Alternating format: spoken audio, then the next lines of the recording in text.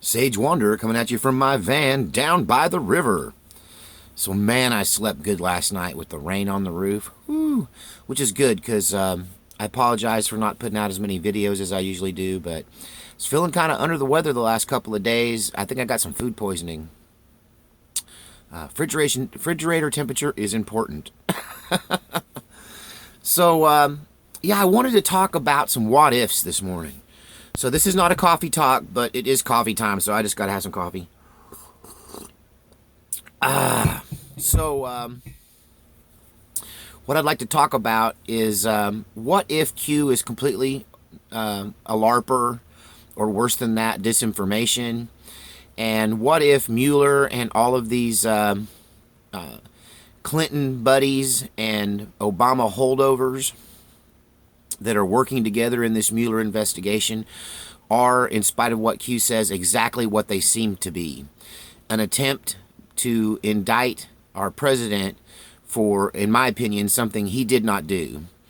To completely take some very, if you are the president-elect, historically, it's been your job to hit the ground running before the inauguration and speak to world leaders, to set their mind at ease, to separate the rhetoric of your campaign from your actual intentions, to try to set the groundwork for good relations so that when you start on the 20th with the keys to the world and your thumb on the button, that your allies and even enemies have some idea of what to expect from you.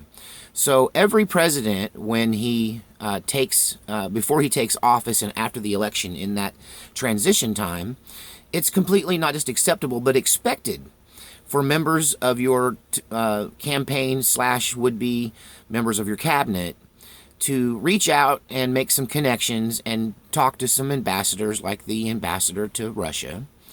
And so the very premise behind this Flynn deal is that they asked Flynn, hey, did Trump tell you to go talk to the Russian ambassador? And at first he said no, because they were just trying to grab onto anything they could to throw Trump under the bus. And he made a mistake in trying to cover that up when there was nothing to cover up. It was completely acceptable for Trump and Trump associates to be talking to Russians and to be talking to British and to be talking to everyone. They needed to be talking to everyone. That's what that period of time is for you to get all of your ducks in a row, to get all of your connections made, so that when you take over power and reins of the United States government, you got something going on, so you're not playing catch up. What if on January 21st, the day after the inauguration, there was an international incident? Do you really want the President of the United States running around going, hey, who's got Vladimir Putin's phone number? No, these things needed to be set up beforehand, and it was completely acceptable. Now, I can tell what Mueller's fishing for. Now, I'm going under the assumption that Mueller is what he appears to be, the Occam's razor point of view, what somebody brought up on my comment section on a previous video, that, the pathway with the least number of assumptions is probably the true pathway, the simple pathway. And the simple pathway is that, Mueller is what he appears to be, a deep state operative trying to take out an elected government official, an elected president. What the real, you guys may not even realize this, because unless you were watching it like I was as it was going down, that the whole argument here is that Trump did not like that there was an assumption made that the Russians hacked the election. Really, at this point, it's just a false narrative that the Russians hacked the election. Those emails came from Seth Rich. They came from WikiLeaks, and WikiLeaks says it wasn't the Russians. And all they have is this little tidbit of hacker information that says a Russian program was used to get into the servers somehow. And that does not prove that it was a Russian state action, and it definitely doesn't prove that Donald Trump had anything to do with it. And he had every right as president-elect to reach out to the Russians and everyone else, as a matter of fact, so that he could be ready when it came time to take the reins. But the problem is that, and this may have happened, that what they didn't like is that Trump told the Russians, hey, don't worry about it. Maybe he used Flynn to go, hey, don't worry about this thing of getting your people kicked out. We'll get that fixed. We don't really believe you hacked the election. We haven't got proof of it yet. And Obama was overstepping and making a big mistake by throwing all of your diplomats out of the country just days before Christmas. I'm still mad about that Obama thing. Barack Obama ejected those Russian diplomats based on a rumor and no hard evidence. It's been a year now. Where's your evidence? There's no hard evidence that they did anything, that they were responsible for anything. And he just summarily ran them out of town as a lame duck president just days before Christmas. Now, the place that he shut down was a compound that housed all of the family of the diplomats. All of the little children were kicked out, uprooted from their homes in the middle of the night, forced to get out of town in 24 hours and go back to Russia right at Christmas. All their Christmas plans, all their Christmas parties, all their Christmas presents, all of it wiped out. That made me mad. I was angry at Barack Obama for doing that. I felt like it was just, once again, another left-wing, deep state attack on children. Why do they hate children? They hate our children, they hate Russian children, they hate all children. And, in response to that, Vladimir Putin told the American diplomats there, we're having a big party at the Kremlin for all of the children, and bring your kids over. We'll give them candy and presents. Who's better in that? Who looks better in that? Who looks like they care about children? Barack Obama or Vladimir Putin? So, the whole thing of all of this, the root of everything, and maybe you guys weren't aware of that drama, that if Flynn reached out to the Russians on behalf of Donald Trump, it was to tell them, look, we're not going to come after you after this happens. That this is Barack Obama's pissing contest.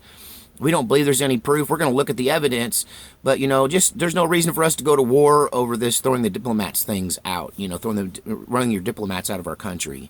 We don't necessarily agree with that. So this is a pissing contest. Barack Obama was like, "How dare you?" And so he sicked the FBI onto Donald Trump to try to make up some rule or law, try to find some infraction to punish him for reaching out to the Russians saying, yeah, we're not going to punish your diplomats on a rumor. So they've got Flynn for lying because Flynn told the FBI he didn't do it, but in fact he did. This is what the guilty plea is about. He reached out to the Russians. Donald Trump told him to, and it's all completely above board and legal, and the only mistake that was made is that Flynn lied about it. And that's kind of the Army way, disinformation. You don't tell your enemies the truth. You lie to your enemies, tell your friends the truth. So he lied to the FBI, and for that, he's going to get his 6 months. Now, why would Flynn roll over on Trump and make up a bunch of stuff over a 6-month sentence? Let me tell you, to be in his position, he's got to have a spotless and clean record just like I do. And I'm a 50-something old man, and you're not gonna scare me into throwing an ant under the bus on a 6-month sentence, because 6 months is what they give somebody who's been convicted of something before. When you got a clean record and you get a 6-month conviction with a 6-month sentence, you're gonna get a suspended sentence and probation. They don't put people in jail who go 50 years without committing a crime. They just don't do it. It would be unfair if they did. If they can give a 17-year-old or an 18-year-old a break for being his first offense, then they're certainly going to give a 50-year-old a break for being their first offense, especially if their offense is a fib, a lie. A lie without major consequences. There's no way that they've got enough on this to pressure Flynn into making up anything on Donald Trump. There isn't anything He would have to make something up. Because bottom line is, every single president-elect has always talked to world leaders before he takes office. It's just how things are. It's supposed to be that way. It's not illegal. There's nothing wrong with it. So, we got that straightened out. So what is the attack? The attack is this arrogance, this left-wing, deep state. You're going to do what we say. You're going to do what we tell you to do, and we don't care that the people elected you. Blah! This hatred, this evil, okay? We're not going to put up with it as the American people. That this is what the militia was designed for, in case somebody ingrained in the government decided that they didn't want to follow the rules, that they were going to make it up as they went along, that they were going to take over the government, and despite what the voters said, this is why we have the Second Amendment. This is why there is a militia. This is why that the people of the military have a free will, because they are not tied to any government. They're not tied to any particular person or individual. They're tied to the United States Constitution. I got to quit doing that. It makes the mic cut out. But, yeah, these people have made an oath to the United States Constitution. And there's enough oath keepers still alive in this world that they are not going to do this. And if it means there's going to be a war, then so be it. Let the bullets fly. That we have an honor and a duty to the Constitution of the United States. And to attempt to overthrow our government through any means other than the ballot box is a violation of the Constitution and will be met with resistance of the armed variety coming from our military, our militia, and our people. That's what keeps America safe. That's what keeps America free. So what with all these 2,400, some I'm hearing 4,000 indictments? What are those? Is this a military coup d'etat? I mean, a deep state coup d'etat?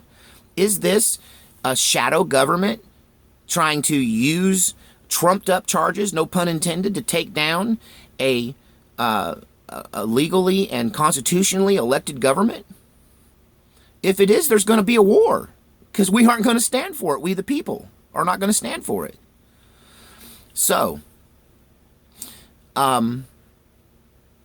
what if it's something else?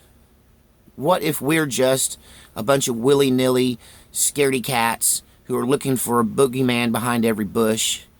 And what if the indictments are something else? I will say this, about the only thing that Sessions has done that is worth a flip since he's been there is he's going after MS-13. He went down there to Central America to get more information and info and to work with the Central American governments to rein in this terrorist organization. And those 2,400 indictments, those might be against MS-13. This might be a mass MS-13 roundup, and that would account for all of your indictments. What if Q's a Larper? You know, and these are just indictments as a part of normal law enforcement to take out this global gang that's trying to take over whole towns and neighborhoods and cities in our country. Well, this all remains to be seen. I'm not worried about Flynn because, 6 months sentence to a guy my age, it's nothing. And if they put him in jail, it's a walk in the park. Yeah, it screws your life up. Yeah, it leaves you marked. But at our age, who gives a flip?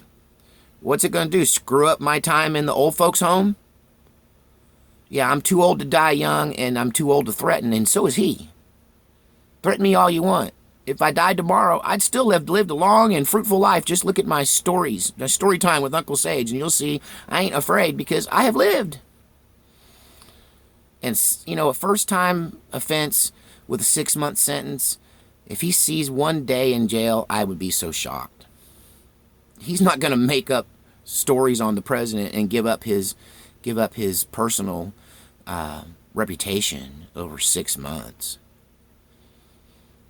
What if, though, these indictments are in fact against Donald Trump and all of his associates, everyone in government? What if this is a coup d'etat? What if this is the deep state making up a bunch of charges, making a bunch of political mass arrests? That's exactly how communist revolutions get started. That's step one in every communist revolution. Bring charges against people in government, then overthrow the government and take over and install a new government. What if that's happening? Then you better get your ducks in a row because war is on the way. If that goes down like that, if that's 2,400 indictments against Republicans, against Trump, against his associates, against his family, the militia will not sit still while that happens. I don't know what that'll look like. Maybe we'll do a video on what that might look like. What happens if the militia starts the war? But I can tell you, I know enough of these God-fearing veterans who have made a constitutional oath that they aren't going to put up and sit by and watch the Constitution be tread underfoot. They're just not going to do it. Very interesting stuff, very interesting times, and it is almost too early to be talking about such dire things. Government, you got nothing to worry about from me except my voice, because I'm too old. It hurts to get out of bed in the morning. It's them 30-year-olds you took over there to Iraq and taught them how to kill, took them over to Afghanistan and made them into men. Those are the ones who made a vow to the United States Constitution, and those are the ones you need to look out for if you're trying to overthrow our government. God save our republic.